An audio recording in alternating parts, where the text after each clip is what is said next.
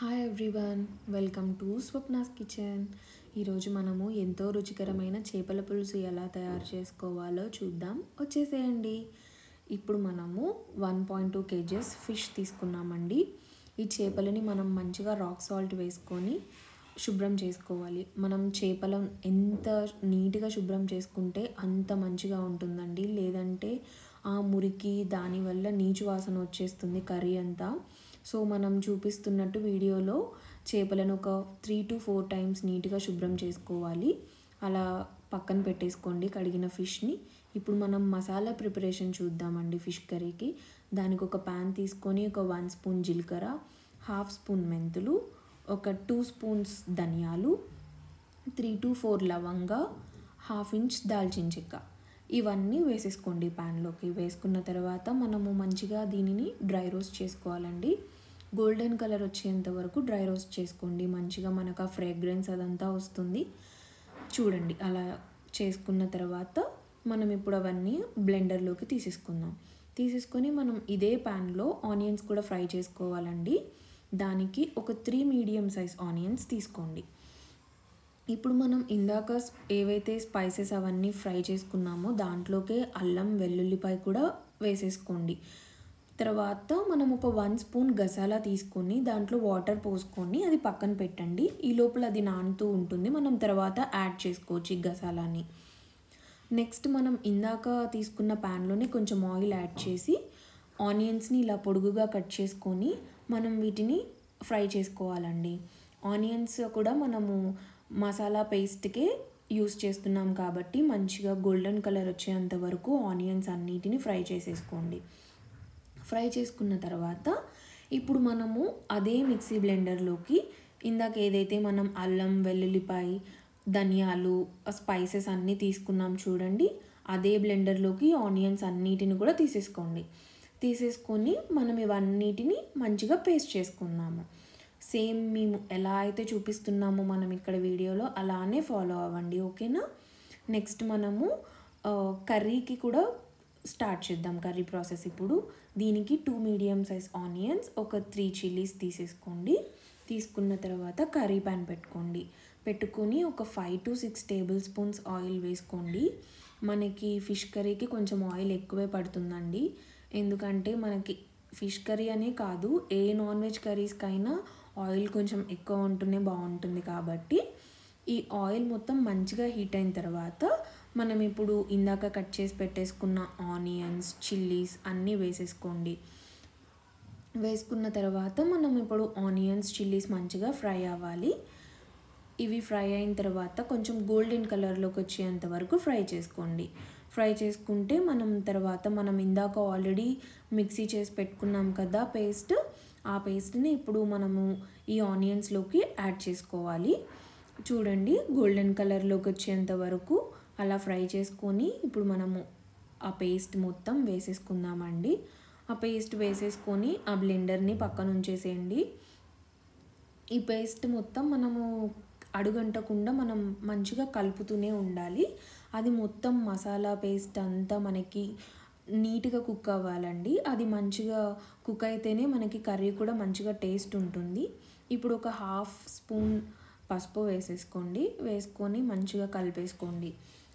So మనకి ఏంటంటే ఈ మసాలా పేస్ట్ మనం ఎంత మంచిగా ఫ్రై చేసేసుకొని అడుగంటకుండా ఎంత మంచిగా మనము సిమ్ మీడియం 2 మనం అడ్జస్ట్ చేసుకుంటూ మనం కలిపేసుకోవాలి మసాలాని.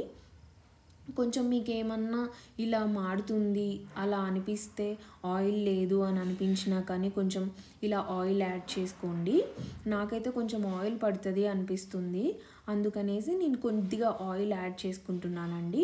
మీకు తెలుస్తుంది కదా, అర్థమవుతుంది మీకు ఆ మసాలా అదంతా కలిపేటప్పుడు. దాన్ని బట్టి మీరైతే అడ్జస్ట్ చేసుకోవచ్చు. సో నాకు ఇక్కడ కొంచెం ఆయిల్ పడుతుంది అనేసి నేను కొంచెం ఆయిల్ వేసేసుకున్నాను అనమాట. మళ్ళీ మంచిగా నీట్గా కలుపుతున్నాను అడుగంటకుండా. నెక్స్ట్ మనం ఈ మసాలాలోకి కారం సాల్ట్ వేసుకుందామండి. నేనైతే 3 to 4 టేబుల్ స్పూన్స్ కారం వేస్తున్నాను. అండ్ సాల్ట్ వచ్చేసి ఒక 1 స్పూన్ యాడ్ చేస్తున్నానండి ఫస్ట్ అయితే. తర్వాత మళ్ళీ మనము ప్రాసెస్కి వెళ్ళేటప్పుడు ఇంకా యాడ్ చేద్దాం సాల్ట్. ఫస్ట్ అయితే ఈ మసాలా ఫ్రై చేసేదానికి యాడ్ చేస్తున్నాను సాల్ట్ ఇదంతా. ఇప్పుడు మనం మంచిగా ఇంకా కలుపుకోవాలండి. ఈ మసాలా పేస్ట్ ఇదంతా కలిసే వరకు మంచిగా నీట్గా కలుపుకోండి. గట్టిగా ఉంది కాబట్టి ఇక్కడ ఇందాక మనం ఆల్రెడీ బ్లెండర్లో ఏదైతే పేస్ట్ మిక్సీ చేసుకున్నామో అందులో కొంచెం వాటర్ పోయండి. వాటర్ పోసి ఆ వాటర్ని కూడా ఇందులో వేసేసి మంచిగా ఇంకా కలపండి. కలుపుతున్న కొద్దీ అది మంచిగా ఫ్రై అవుతూ ఉంటుంది. మసాలాలో నుండి మనకు ఆయిల్ అనేది సెపరేట్ అవ్వాలండి. ఆల్రెడీ మనము దీనికి చింతపండు నానేసుకున్నాం కదా కర్రీకి, ఆ చింతపండు పులుసు కూడా కొంచెం ఈ బ్లెండర్లో వేసేసుకొని కావాలంటే మనం ఇందులో వేసేసుకోవచ్చు. ఈ మసాలా దాంట్లో ఏంటంటే మనకి అడుగు అంటకుండా మనం దాన్ని మేనేజ్ చేసుకుంటూ వాటర్ పోసుకొని లేదా చింతపండు పులుసు పోసుకొని దాన్ని మనం కలుపుకుంటూ ఉండాలి. కొంచెం కొత్తిమీర యాడ్ చేశానండి. తర్వాత ఇంకా మంచిగా మిక్స్ చేసుకోండి. మిక్స్ చేసుకున్న తర్వాత ఆయిల్ సెపరేట్ అవ్వాలండి. చూడండి ఇప్పుడు మంచిగా నీట్గా కలుపుకున్న తర్వాత ఒక 4 to 5 minutes అలా కలిపిన తర్వాత చూడండి మనకి ఆయిల్ అంతా చక్కగా సెపరేట్ అయిపోయి మంచి స్మెల్ వస్తూ ఉంటుంది. ఇలా ఇంకా ఆయిల్ మొత్తం సెపరేట్ అయిన తర్వాత మనం ఇందులోకి ఫిష్ వేసేసుకుందాము.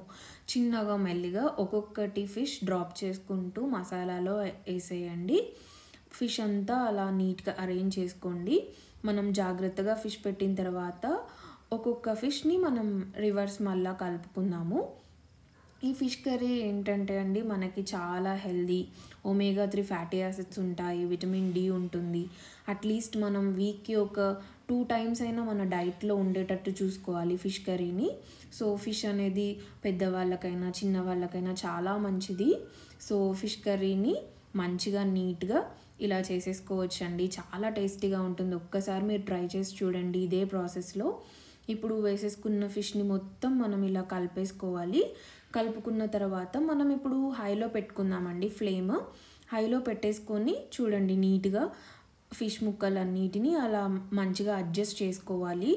అడ్జస్ట్ చేసుకున్న తర్వాత ఇప్పుడు మనం చింతపండు పులుసు పోసుకుందామండి. మనము చింతపండు పులుసు హైలో పెట్టేసుకొని నీట్గా చింతపండు తొక్క అంతా మనం ఇలా స్క్వీజ్ చేసేసుకొని చింతపండు పులుసు పోసుకుందాము. దీనికి మనం ఒక బిగ్ లెమన్ సైజ్ అంత చింతపండు అయితే తీసుకున్నానండి నేను. తీసుకొని మంచిగా అలా చింతపండు పులుసు అంతా పోసేసుకొని దానికి తగ్గట్టుగా వాటర్ కూడా యాడ్ చేసుకోవాలి. చింతపండు పులుసు వాటర్ 2 మనము కలిపేసుకొని ఇంకా ఇప్పుడు నుండి మనం గంట పెట్టకుండా వీడియోలో చూపిస్తున్నట్టు అలా జస్ట్ కదుపుతూ ఉండాలండి. కదుపుతూ ఉంటే మంచిగా ముక్క అనేది మనకి ఏమంటారు విరగకుండా నీట్గా ఉంటుందన్నమాట. లేదు అనంటే ముక్క విరిగిపోయే ఛాన్సెస్ ఉంటుంది. ఇందాక మనము మసాలా పేస్ట్ చేసుకున్నప్పుడు ఒక 1 spoon సాల్ట్ అయితే నేను వేసాను. మీకు తర్వాత మళ్ళీ వేసుకుందామని చెప్పాను కదా.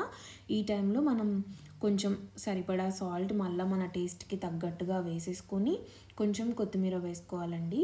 కొత్తిమీర వేసుకొని హై ఫ్లేమ్లో పెట్టుకొని ఇప్పుడు మనం మంచిగా ఈ పులుసు అనేది మరగనిస్తూ ఉండాలండి. ఒక 5 to 6 minutes అలా మనము హై ఫ్లేమ్లో పెట్టి మరగనిస్తే ఫిష్ కర్రీ అనేది మంచిగా కుక్ అవుతూ ఉంటుంది. చూడండి మంచిగా ఆల్మోస్ట్ మంచి ఫ్రేగ్రెన్స్తో మంచిగా వస్తుంది కర్రీ స్మెల్ అయితే. చూడండి ఇప్పుడు మంచిగా ఆ కన్సిస్టెన్సీలో ఉన్నప్పుడు మనం ఒకసారి మన సాల్ట్, కారం, పులుపు అన్నీ సరిపోయాయో లేదో చెక్ చేసుకోండి. చెక్ చేసుకొని ఏమైనా పడుతున్నాయి అంటే చూడండి. అంతే. ఇప్పుడు ఎంతో రుచికరమైన చేపల కర్రీ అయితే రెడీ అయిపోయిందండి. చూడండి ఇప్పుడు మనమైతే వడ్డించేసుకుందాము ఫిష్ కర్రీ. నాకైతే ఎప్పుడెప్పుడు వేసేసుకొని తినాలా అన్నట్టుగా ఉంది. చూడండి చాలా అంటే చాలా టేస్టీగా ఉంటుంది. ఒక్కసారి మీరు డెఫినెట్గా ట్రై చేయండి. ట్రై చేసి మీకు ఎలా అనిపించిందో ఈ కర్రీ నాకు ఖచ్చితంగా కమెంట్స్ ద్వారా చెప్పండి. వీడియో నచ్చినట్టయితే like, share and comment friends. Thank you.